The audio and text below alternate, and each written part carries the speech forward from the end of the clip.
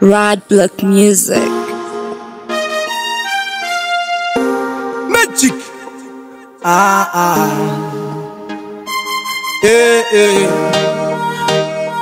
Fruitman, magician, Rad Block. Buta yakarara maupenyu wedrauti dzimwe nguva taiseva nesouti. Magic. Nyama yaiva gote zvakaoma tisingazive kana taonde. Mukoma wangu Buta takararama mombe tichifudza, masagando ataifunga segudza, waiva upenyu nekudzodza.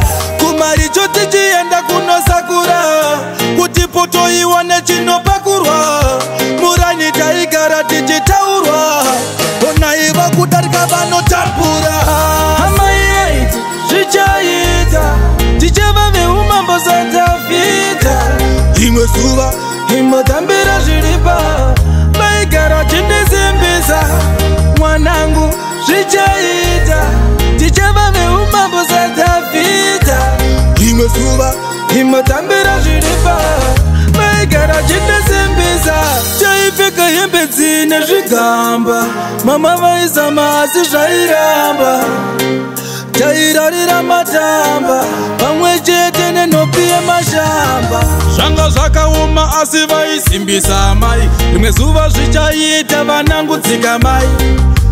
Mwari vachapindira inzwai, achachechonyamazai. Izvi zvinodarika inguva, rimwe zuva muchabluma samaruva, cheni yenhamo muchakumura, mununura chatinunura. Zvichaita tichava veumambo satavita, imwe zuva imotambira zviripa, vaigara chindisimbisa mwanangu. Zvichaita tichava veumambo satavita, imwe zuva imotambira zviripa, vaigara chindisimbisa.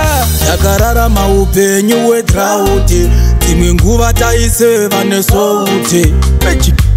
Nyama yaiva gote zvakaoma tisingazive kana taonde. Mukoma wangu Buta takararama mombe tichifudza, masagando ataifunga segudza, waiva upenyu nekudzodza. Kumaricho tichienda kunosakura kuti poto iwane chinopakurwa, murani taigara tichitaurwa, onaiva kudarika vanotapura. Zvichaita tichava veumambo satavita, imwe zuva imotambira zviripa, vaigara chindisimbisa mwanangu.